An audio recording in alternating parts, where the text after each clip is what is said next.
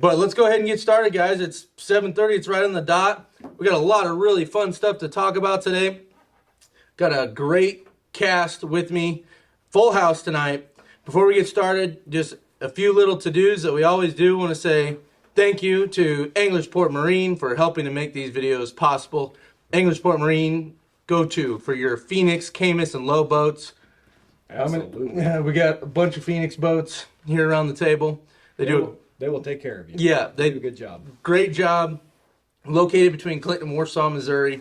Stop on in, see why a ton of people are switching to Englishport Marine. Andy Newcomb is their latest angler that got the $5,000 Englishport payout, which I believe they're doing for crappie anglers as well. Yep. So if it's a qualified tournament, 60 boats or more, and you win, you get an extra $5,000 in incentive money. So pretty cool. Nini's Italian Steakhouse and Catering, as always, they do a great job located in Warsaw, Missouri. And then the other thing, too, that we're going to start talking about, David and Gina Townsend also have what they call Just Another Nightly Rental that is located down in Warsaw, Missouri. Great little place to stay. It's within 5 minutes of Osage Bluff, 10 minutes of Sterrett Creek, 10 minutes of Shawnee Bend. So it's a really great location. And you can find them on Facebook, Just Another Nightly Rental. It's got all the contact information. The ad is up there on TrumanLakeFishingIntel.com as well, so you can find it there and get your next day booked. The really cool thing that Gina is doing, because she runs the restaurant and the catering business, if you stay for more than 2 nights, they provide dinner for your first night. So that's a really cool deal. And they have meal plans, so if you don't want to worry about cooking, you just want to come down and fish on Truman or Lake of the Ozarks, talk to them. They'll have a meal plan for you for your whole stay. It's pretty cool. So with that, let's kind of get into the fishing. I'm going to try not to talk so much tonight. I was sick last week. My voice is kind of going in and out, so I'm going to let these guys do a lot of the talking. But I want to introduce everybody. On my far right, Jordan Leer from Angler's Edge Guide Service. He's been out catfishing like crazy.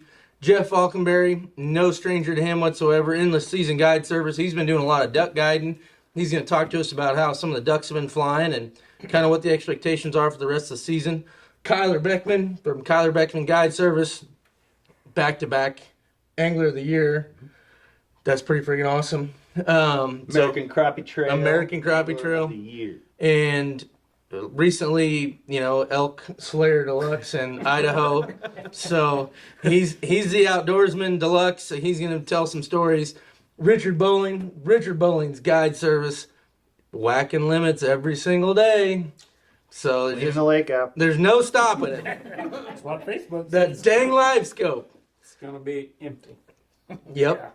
And then Dillon Stocking, of course, from Get Outdoors Guide Service. We're going to talk about crappie fishing, the latest lake conditions, all kinds of fun stuff. If you guys have questions, we already have a couple that have come in. We're going to talk about that, any ice in the creeks. We're going to be talking about all that. So let's go ahead and start talking crappie fishing, because that's the big thing right now, crappie and catfish. Jordan will talk about catfish here in a minute. Richard, how's the bite been on crappie? Tell me, what is the pattern still staying the same? Are these frigid temperatures that we're getting coming up going to change things? What are we expecting? What I'm doing is getting these creeks. I'm going to the back of the creek, turning the boat around, 7 foot of water, fishing plumb out to the mouth of the creek, fishing down 3 to 10 foot, say, and jig fishing, minnow fishing. Every single fish is real tight to the structure, and there's not one tree or one creek that you get to that does not have fish in it. I've fished multiple creeks. I've been spending a lot of time in one creek, we all know. But there's every creek that you come to has got a lot of fish in it. And, Pretty good. Yeah, it's pretty good.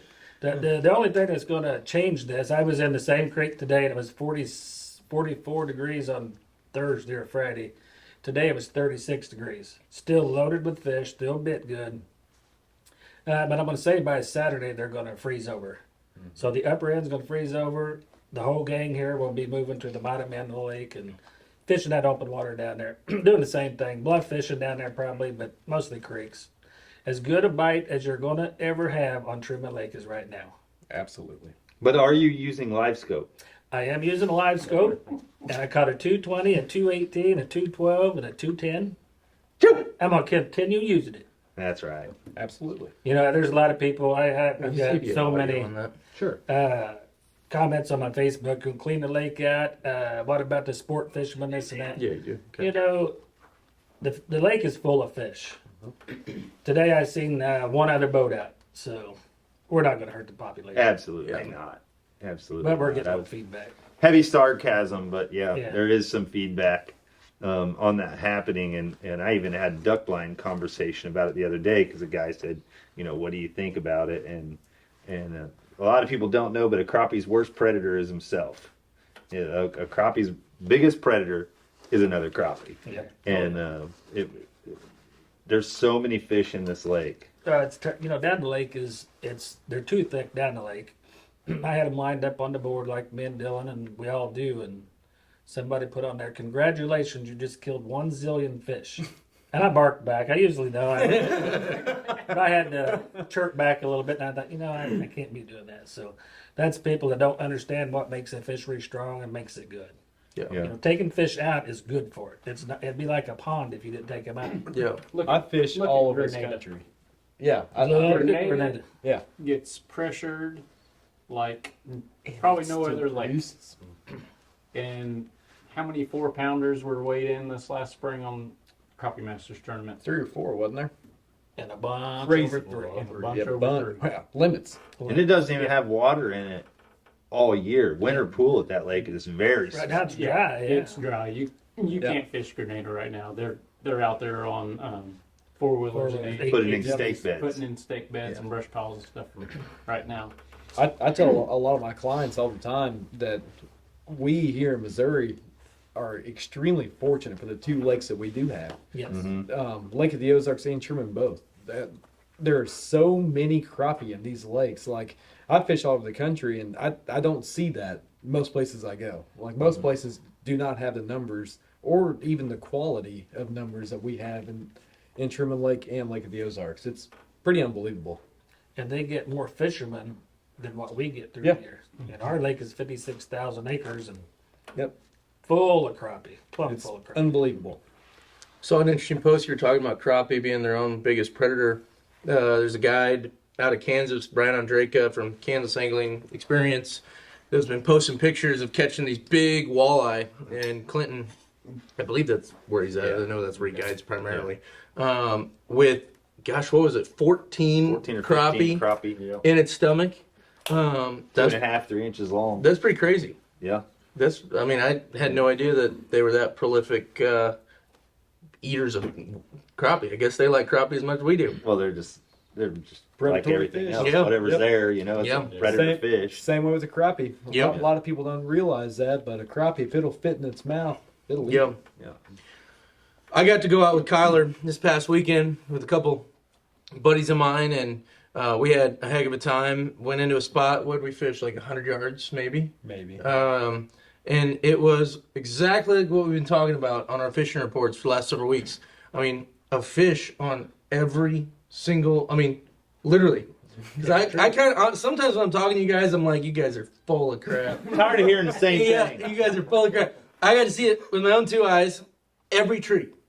There was, not every tree had a keeper Right. on them, but a lot of them did. And what was really cool, because we were fishing with jigs, nothing special. Lead head, unpainted, monkey milk, 2-inch plastic bait.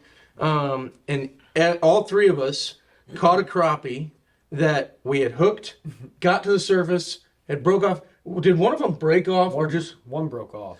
And we each caught a fish that we had on and got off. That's how they were hungry. Right. They were hungry. They're munching.